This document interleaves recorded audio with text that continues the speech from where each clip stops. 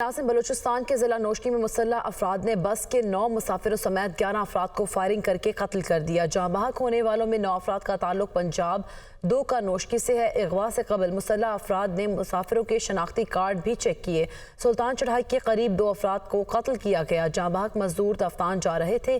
Deputy commissioner Noshki کے مطابق نوشکی کے مقام پر قومی شاہراہ پر ایک بس سے مسلح افراد نے 9 مسافروں کو اغوا کیا اور انہیں قریبی پہاڑوں کی جانب لے گئے۔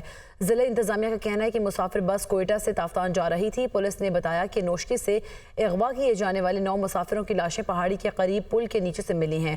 مرنے والوں کا تعلق منڈی بہاؤدین، گجرانوالہ اور وزیر آباد سے ہے۔ نوشکی میں قومی شاہراہ پر گاڑی پر فائرنگ کے ایک اور واقعے میں 2 افراد جاں بحق اور 3 زخمی ہوئے ہیں۔ واقعے میں JUI کے رکن اسمبلی غلام دستگیر بادینی کے بھائی سمیت 5 افراد زخمی ہوئے ہیں۔ ملزمان کی تلاش کے لیے پولیس، FC اور سیکیورٹی فورسز کی جانب سے علاقے میں سرچ آپریشن بھی کیا جا رہا ہے۔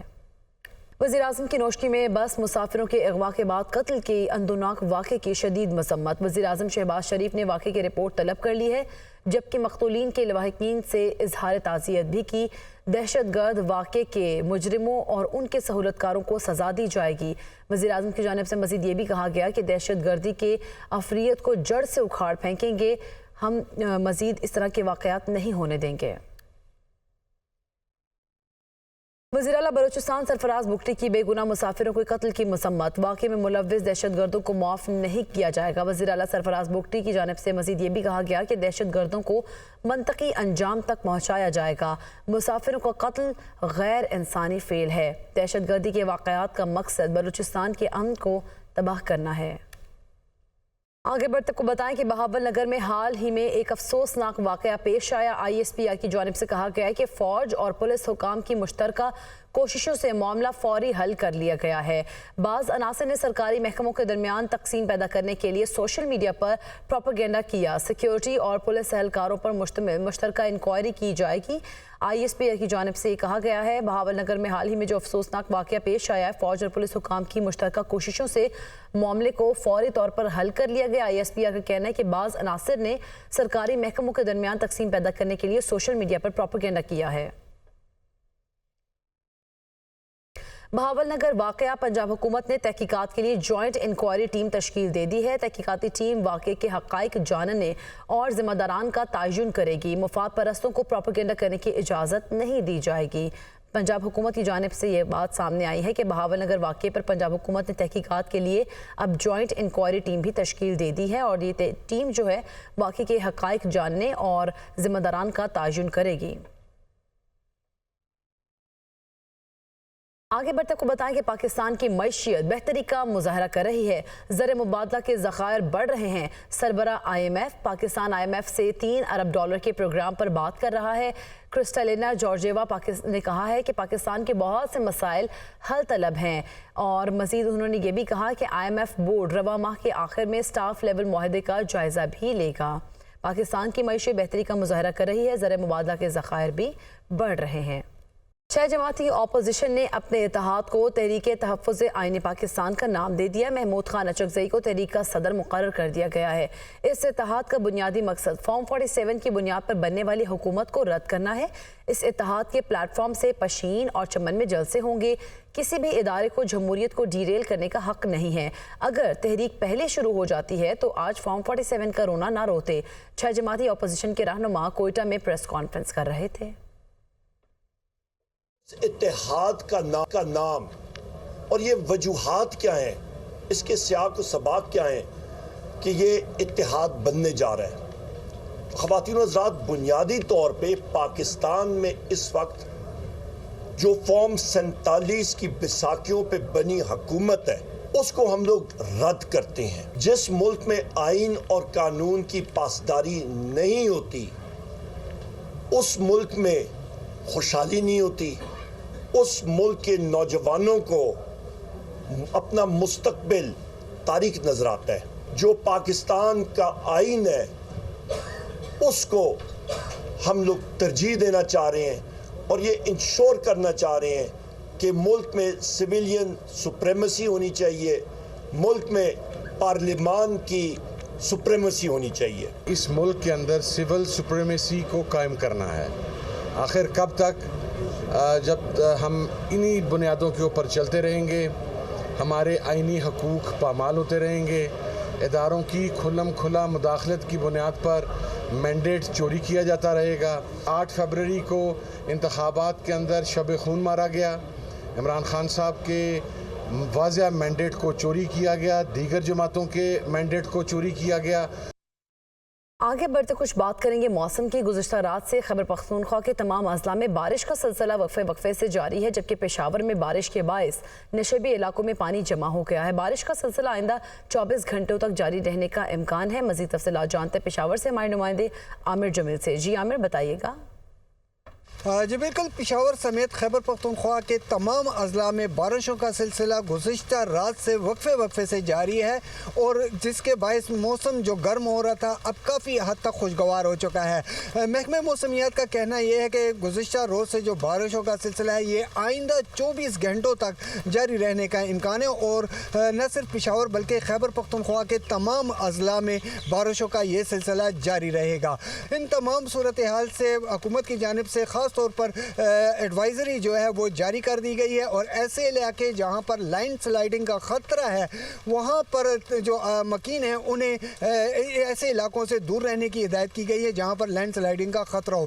اس کے ساتھ ساتھ بارشوں کی وجہ سے اگر کہیں پر کوئی نقصانات یا ایسے خدشات ہیں جہاں پر نقصان ہو سکتا ہے تو وہاں پر بھی تمام متعلقہ ادارے جن میں ضلعی انتظامیہ اور ریسکیو 1122 شامل ہے انہیں بھی الرٹ جاری کر دیا گیا ہے۔ تاہم ابھی تک خیبر پختونخوا کے کسی بھی حصے سے بارشوں کے باعث کسی جانی یا مالی نقصان کی اطلاعات تاحال موصول نہیں ہوئی ہے۔ جی فیصل آباد میں بھی وقفے سے بوندا باندی کا سلسلہ جاری ہے۔ موسم خوشگوار ہونے سے شہریوں کے چہرے بھی کھل اٹھے ہیں۔ محکمہ موسمیات نے آئندہ 2 روز کے دوران بارش کی پیشگوئی کی ہے۔ اسی پر مزید جانیں گے بلال احمد سے۔ جی بلال احمد، بتائیے گا۔ جی بالکل، دیکھیں فیصل آبادیوں کو محکمہ موسمیات نے خوشخبری سنا دی ہے۔ شہر کا درجہ حرارت جو ہے وہ تقریباً 60 ڈگری سینٹی گریڈ تک جو ہے وہ گر گیا ہے۔ اس وقت موجودہ درجہ حرارت کی بات کی جائے تو 25 ڈگری سینٹی گریڈ ہے، اور کم سے کم جو ہے وہ 18 درجے سینٹی گریڈ جو ہے وہ ریکارڈ کیا گیا ہے۔ اپریل میں جو ہے وہ شہریوں کو دسمبر کے مزے مل رہے ہیں۔ فضا جو ہے وہ بادلوں کا راج ہے اس پر، اور ہلکی کبھی کبھار بوندا باندی ہو جاتی ہے اور فوار پڑ رہی ہے، جس کی وجہ سے موسم خاصا خوشگوار ہو چکا ہے شہر کا۔ درجہ حرارت گرنے سے شہریوں کے چہرے جو ہے وہ بھی خوشی سے کھل اٹھے ہیں۔ تیز ہوائیں چل رہی ہیں، ٹھنڈی ہوائیں چل رہی ہیں، اور شہری جو ہے وہ اس موسم کو بھرپور انداز میں انجوائے بھی کر رہے ہیں۔ اور کیونکہ عید گزری ہے لیکن ابھی بھی چھٹیاں چل رہی ہیں، ہفتہ اور اتوار کی چھٹی ہے، تو آج کا دن جو ہے وہ شہریوں کے لیے خاصا مزیدار ہونے والا ہے، کیونکہ سارا دن جو ہے وہ محکمہ موسمیات کا یہی کہنا ہے کہ آسمان پر بادلوں کا راج رہے گا، اور نہ صرف یہ دن اور بلکہ پورا ہفتہ جو آنے والا ہے وہ بھی بادلوں کا راج جو ہے وہ رہنے والا ہے، اور موسم جو ہے وہ خوشگوار رہنے والا ہے۔ زیادہ سے زیادہ اس ہفتے کے دوران جو درجہ حرارت ہے وہ 31 درجے سینٹی گریڈ رہنے کا امکان ہے۔ محکمہ موسمیات کا کہنا ہے کہ کل اور پرسوں جو ہے وہ بارش کا بھی امکان ہے، جس کے باعث جو ہے وہ موسم مزید خوشگوار ہو جائے گا، ٹھنڈا ہو جائے گا، اور شہری جو ہے وہ اس موسم کو بھرپور انداز میں انجوائے کر سکیں گے۔ جی شہر لاہور میں ٹھنڈی ہوائیں چلنے سے موسم خوشگوار ہو گیا ہے۔ محکمہ موسمیات نے آج بادل برسنے کی نوید بھی سنا دی ہے۔